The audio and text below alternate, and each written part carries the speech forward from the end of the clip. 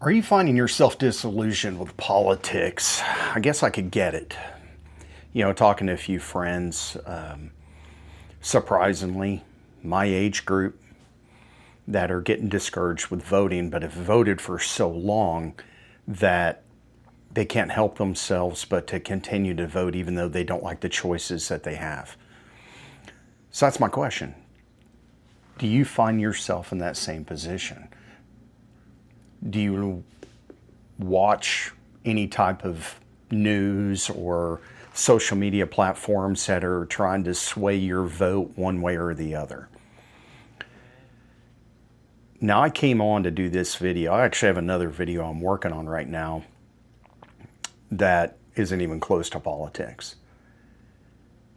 But I find it interesting in the past few weeks, and especially all the votes that went on yesterday on June 2nd, how some leaders in some parties are choosing to back frontrunners that do not stand for the principles or the ideological aspects of our government. Now, we're a constitutional republic. We're a limited form of democracy. I don't think people today, especially younger people, even understand that concept.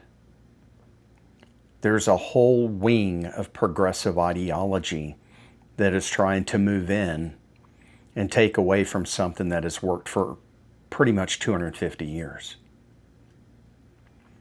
Now, I want to specifically talk about Graham Platner, my fellow Marine. This man, as I saw yesterday and a few days before that, he is being backed by all the long-term Democrats. Most of them were asked the questions about their support for him, and what did they do? They kind of sidestepped. They gave you their typical long political rhetoric. They just want to beat Collins, or they just want to make their party be in control after these next midterms. But is that what our country stands for? Do you find that hypocritical? I would definitely like to know that. Where do you stand on politics? Based off of the past number of years, I'll probably say close to 20 years, it seems like fewer and fewer Americans that are eligible to vote, they don't vote. They are so disgruntled, or they're so unhappy with their political choices. And I think that's why the progressive wing, or a couple decades ago, the Tea Party, took ground, moved forward in the voting. Now, how do you feel about that? Do you think we should still maintain a two-party system? Do you think it should go to a 3, 4, 5-party system? Well, look at the United Kingdom. What are the problems that they're having in their elections? Do you even pay attention to that? Do you care about the rest of the world? Now, it's ironic. I think a lot of people, when it came to like USAID being dismantled last year, everybody was talking about, and I saw it on Marco Rubio before the Senate yesterday.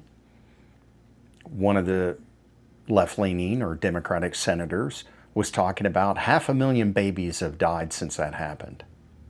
Seriously? Don't you think if that was the truth, that would flood the market? So is that just political rhetoric? How many people believe that rhetoric? Because it's boldface, not true.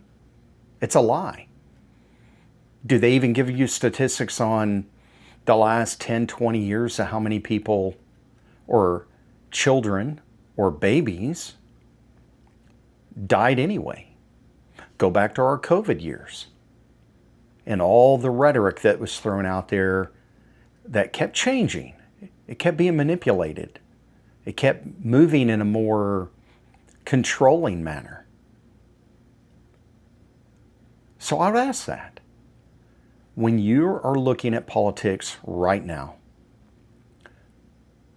do you find there's a high level of hypocrisy? Do you see, is it just about control and power?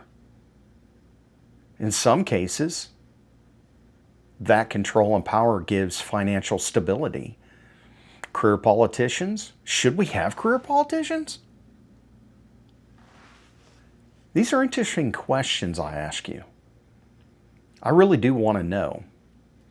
I want to know what the adult population that watches this platform truly thinks about politics. And I want to know if you have just walked away from voting because you cannot stand, 1, the two-party system, 3, the political rhetoric, 4, the pure, let's just call it what it is, the pure lies. Now, it's interesting how I think a lot of people that go against the current administration call the whole administration a bunch of Nazis or a bunch of fascists. And they don't have a damn clue on fascism. They don't have a damn clue what Hitler did for a good number of years before he took control and after he took control. They get snippets. They get the 30-second shorts of things, and then they throw that into a whole movement. But when you get a possible politician like Graham Platner that has had decades of a Nazi tattoo on his chest, and I'm going to tell you right now, folks, do not believe that man one bit that he didn't know what that was. He was in the Marine Corps for 20 plus years. 1, I'm not naive to tattoos, and I'm not naive to, when we're young Marines, things that we stand for. I mean, young snipers used to get branded with an SS, Scout Sniper, but it was based off of the Nazi SS symbol and collar emblems. Were they Nazis? No, they weren't Nazis. It just looked cool. And it was a tradition for a long time. I don't believe this man one bit that he didn't know what that was, or he wouldn't have covered it up. Now, moral and ethical values. I watched Senator Chuck Schumer from New York get asked a question 6 or 7 times about his support for Graham Platner. He got so frustrated that no one wanted to talk about anything else because he's the leader of the minority Democrats. With everything that we've heard that Graham Platner's done, and I hope you're paying attention, especially you folks in Maine, is that moral and ethical values by Graham Platner what you want to see in politics? And I know for a lot of people, they're just going to say, well, look at Trump. He's, he's this, Epstein that, and blah, blah, blah. Okay, I'll give you that. It's a talking point, but is it true?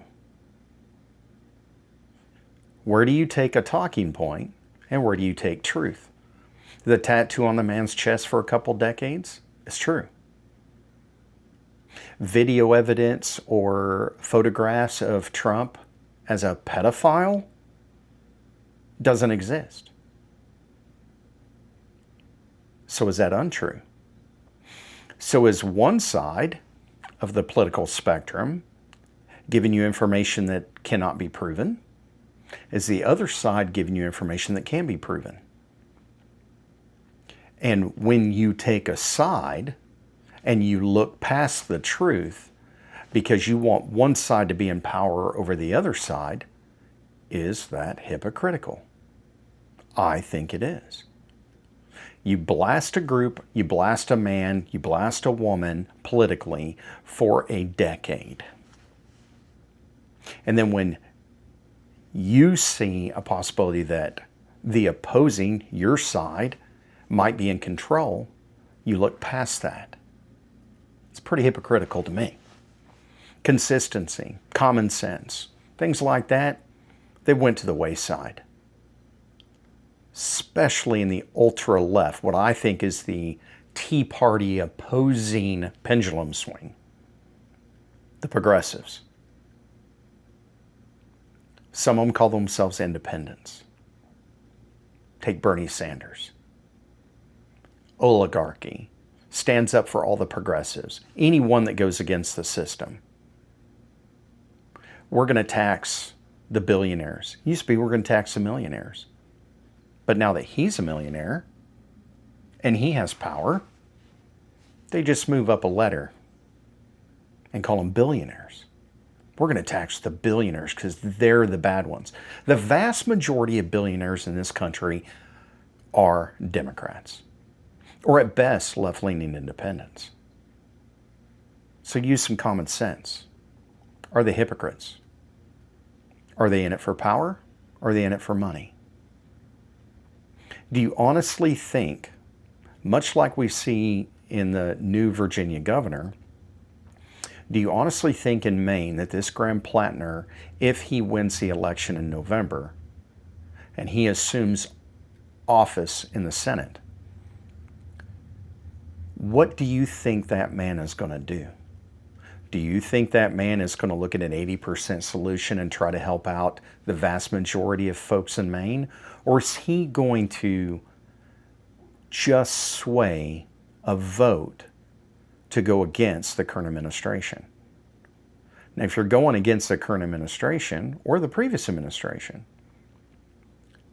you're not trying to help America. You're just trying to stop the momentum of the individuals that are currently holding office. Is that hypocritical? If you're just anti-government or anti-party, what's your solution? What's your solution to fix problems that exist? And those problems exist. I don't care if you're Republican, Democrat, Independent. Problems will always exist. We're only 250 years into this race as a constitutional republic. By country standards, world standards, that's still pretty young. I know most of us can't see past 24 hours or past a week or past the next budget cycle, but that's still pretty young. Now, I would like to say thank you if you watched and made it all the way to this end. This wasn't planned. It's a little bit of me just venting. And, you can go up here and you can look for some of my previous videos that are a little bit more on leadership and a lot less about political rhetoric. Thank you.